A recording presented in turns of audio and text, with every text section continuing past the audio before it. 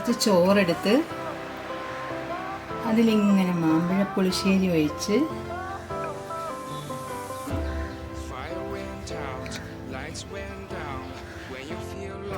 അപ്പം നമുക്ക് ഈ മാമ്പഴക്കറി കൂട്ടിയിട്ടുള്ള ചോറൊന്ന് കഴിച്ചു വെക്കാം കേട്ടോ. ആദ്യം നമ്മൾ മാമ്പഴക്കറി മാത്രം, മാമ്പഴ പുളിശ്ശേരി മാത്രം കൂട്ടിയിട്ട് കഴിച്ചു വെക്കാം.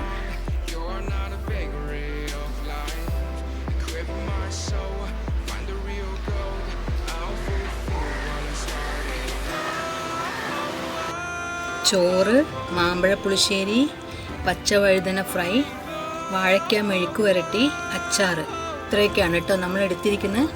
അപ്പോൾ നമുക്കിനി ഇതെല്ലാം കൂടെ ചേർത്തൊന്ന് മിക്സ് ചെയ്ത് കഴിച്ചു നോക്കാം.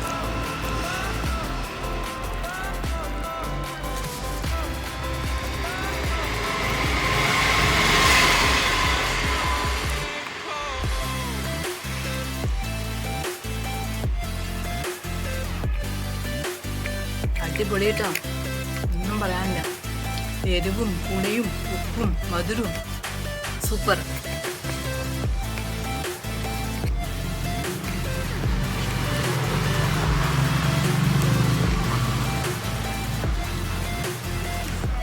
മാമ്പഴ പുളിശ്ശേരി ഉണ്ടാക്കാൻ സ്പെഷ്യൽ മാങ്ങ വേണമെന്ന് പറഞ്ഞിട്ട് ഇരിക്കണ്ട കേട്ടോ. ഏത് പഴുത്ത മാങ്ങ കിട്ടിയാലും ഉണ്ടാക്കാം. നമ്മളിപ്പോൾ കണ്ടില്ലേ, നാരുള്ള മൂവാണ്ട മാങ്ങയും കൊണ്ടാണ് ഉണ്ടാക്കിയിരിക്കുന്നത്. ഏറ്റവും നല്ല മാങ്ങയാണ് മൂവാണ്ട. കാരണം ഒരു രോഗവും പെട്ടെന്ന് പിടിക്കാത്തൊരു മാങ്ങയാണ് മൂവാണ്ട. അപ്പോൾ ഇത് വെച്ച് ഉണ്ടാക്കിയാലും കുഴപ്പമില്ല, സൂപ്പറായിട്ട് കേട്ടോ. വെറുതെ പറയല്ല, അടിപൊളിയായിട്ടുണ്ട്.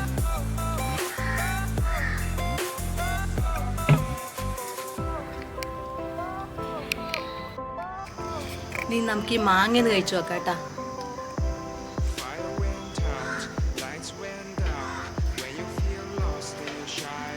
ഓനെ അടിപൊളി.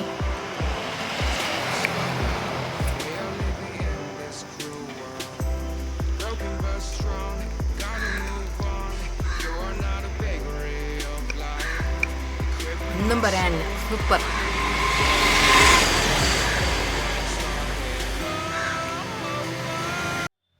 ഹായ് ഫ്രണ്ട്സ്, എല്ലാവർക്കും നമസ്കാരം. Welcome to our YouTube channel Yathra Snehi. അപ്പോൾ ഇന്ന് നമ്മൾ കുറച്ച് മാമ്പഴത്തിൻ്റെ വിശേഷങ്ങളാണ് പറയാൻ പോകുന്നത് കേട്ടോ. നമുക്ക് ഇന്നലെ കുറച്ച് മാമ്പഴം കിട്ടിയായിരുന്നു. മൂവാണ്ടൻ മാമ്പഴമാണ്, നല്ല പഴുത്ത മാമ്പഴമാണ്. അപ്പോൾ നമ്മൾ ഒരു ഐഡിയ ചെയ്യാമെന്ന് വിചാരിച്ചു. ഈ മാമ്പഴം കുറച്ച് നമ്മൾ ഇന്നലെ മുറിച്ച് കഴിച്ചു. അപ്പം കുറച്ചിനി മാമ്പഴ ജ്യൂസ് ഉണ്ടാക്കാനും എന്നാൽ പിന്നെ കുറച്ച് മാമ്പഴ പുളിശ്ശേരി കൂടി ഉണ്ടാക്കാമെന്ന് വിചാരിച്ചു. അപ്പം നമ്മൾ മൂവാണ്ടൻ മാങ്ങ കൊണ്ടാണ് മാമ്പഴ പുളിശ്ശേരി ഉണ്ടാക്കാൻ പോകുന്നത്.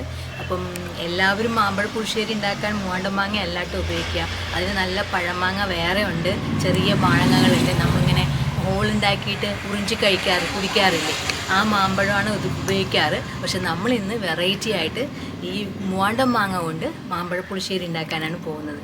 അപ്പം നമുക്ക് എങ്ങനെയാണെന്ന് നോക്കാം. അപ്പോൾ നമ്മൾ ഈ മാമ്പഴം മുഴുവനായിട്ട് മാമ്പഴ പുളിശ്ശേരി ഉണ്ടാക്കുന്നില്ല കേട്ടോ. ഇതിൽ നിന്ന് വളരെ കുറച്ചെണ്ണം എടുത്തിട്ടേ ഉണ്ടാക്കുന്നുള്ളൂ. അപ്പോൾ നമുക്ക് എങ്ങനെ ഇത് ഉണ്ടാക്കാമെന്നൊന്ന് ട്രൈ ചെയ്ത് നോക്കാം. മാമ്പഴ പുളിശ്ശേരി നമ്മൾ മൺചട്ടിയിലാണ് തയ്യാറാക്കുന്നത്. അപ്പോഴാണ് അതിനൊരു ട്രഡീഷണൽ ആയിട്ടുള്ള ടേസ്റ്റ് വരുള്ളൂ കേട്ടോ. അപ്പോൾ നമുക്കിനി മാമ്പഴം അതിലോട്ട് ഇട്ട് കൊടുക്കാം. ഞാനിപ്പം 5 മാമ്പഴമാണ് എടുത്തിരിക്കുന്നത് ഇതിലോട്ട് കറി വയ്ക്കാനായിട്ട്. അപ്പോൾ നമുക്കതൊന്ന് ഈ ചട്ടിയിലോട്ട് ഇട്ട് കൊടുക്കാം.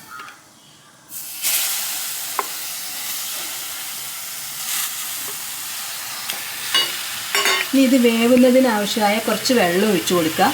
നമുക്ക് കറി എത്ര വോളിയം വേണം അതിനനുസരിച്ച് വെള്ളം ഒഴിച്ചു കൊടുത്താൽ മതി കേട്ടോ. മാമ്പഴമല്ലേ, ഒരുപാട് വേവേണ്ട ആവശ്യമൊന്നുമില്ല. കുറച്ച് വെന്താൽ തന്നെ ഇത് നന്നായിട്ട്, പഴുത്ത മാമ്പഴം കൂടി ആയതുകൊണ്ടേ കുറച്ച് വെള്ളം ഒഴിച്ചു കൊടുത്താൽ മതിയാവും. ഇനി 1 സ്പൂൺ മുളക് പൊടി, 1/2 സ്പൂൺ മഞ്ഞൾപ്പൊടി,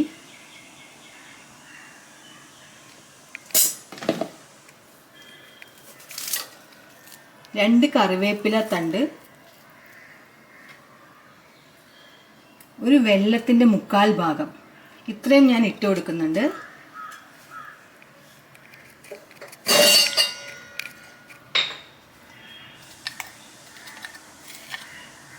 കുറച്ച് ഉപ്പ് കൂടി ചേർത്ത് കൊടുക്കുന്നുണ്ട്.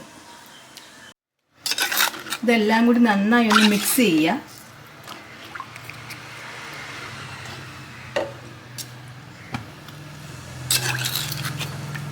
ഇതൊരു 10 മിനിറ്റ് വെന്ത് വരട്ടെ.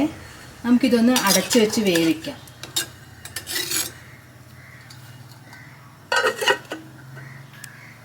നമ്മുടെ മാമ്പഴം വെന്ത് വരുമ്പോഴത്തേക്കും നമുക്ക് അരപ്പ് തയ്യാറാക്കാം.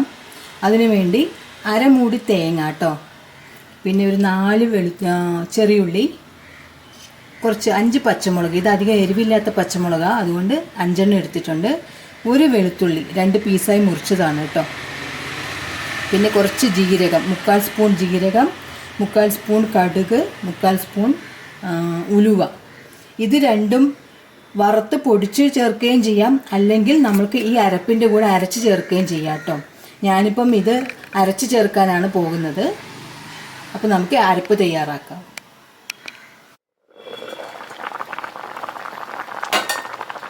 നമ്മുടെ മാമ്പഴം നന്നായി വെന്ത് കഴിഞ്ഞിട്ടുണ്ട്.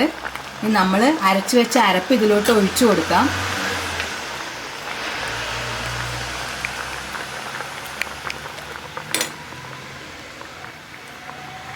ഇനി എരിവ് നോക്കിയിട്ട് ആവശ്യത്തിന് എരിവോ ഉപ്പോ എന്തെങ്കിലും ആവശ്യമുണ്ടെങ്കിൽ നമുക്ക് അതിലേക്ക് ചേർത്ത് കൊടുക്കാം.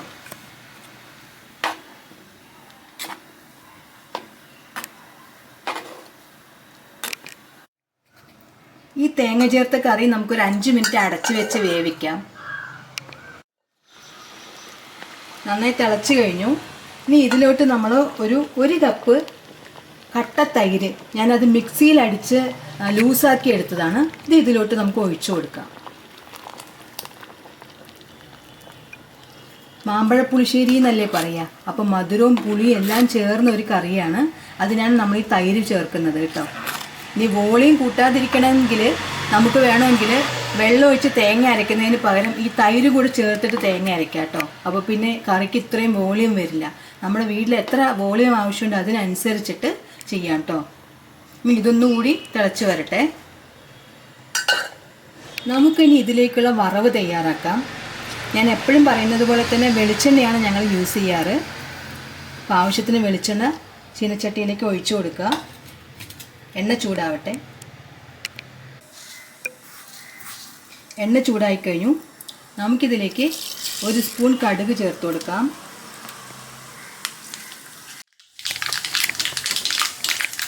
കടുക് പൊട്ടി വന്നിട്ടുണ്ട്. ഇതിലോട്ട് നമുക്ക് ഒരു 3 ചുവന്ന മുളക് ചേർത്ത് കൊടുക്കാം. ആവശ്യത്തിന് കറിവേപ്പിലയും ചേർത്ത് കൊടുക്കാം.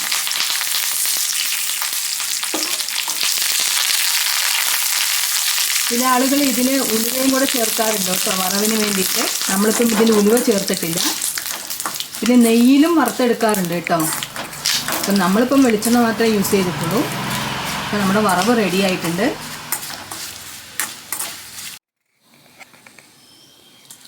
നമുക്ക് ഈ വറവ് മാമ്പഴ പുളിശ്ശേരിയിലേക്ക് ചേർത്ത് കൊടുക്കാം.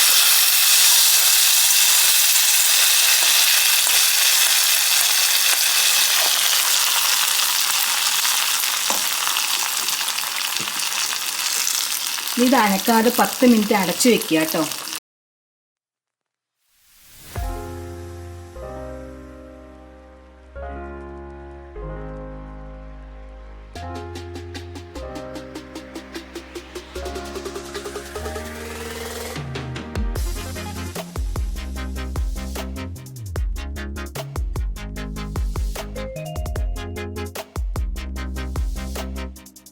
അപ്പോൾ നല്ലൊരു അടിപൊളി മാമ്പഴ പുളിശ്ശേരി കൂട്ടിയൊരു ഭക്ഷണം കഴിച്ചു. എനിക്ക് വളരെയധികം പേഴ്സണലായിട്ട് ഇഷ്ടപ്പെട്ടു. അപ്പം നമ്മുടെ ചാനൽ ഇതുവരെ കാണാത്തവരാണെങ്കിൽ തീർച്ചയായും സബ്സ്ക്രൈബ് ചെയ്ത് സപ്പോർട്ട് ചെയ്യുക, കൂടെ കൂടുക. പിന്നെ നിങ്ങളുടെ വിലയേറിയ അഭിപ്രായങ്ങൾ കമൻറ്റ് ചെയ്യുക. തീർച്ചയായും നമ്മുടെ ചാനൽ മറ്റുള്ളവരിലേക്ക് ഷെയർ ചെയ്ത് കൊടുക്കുക.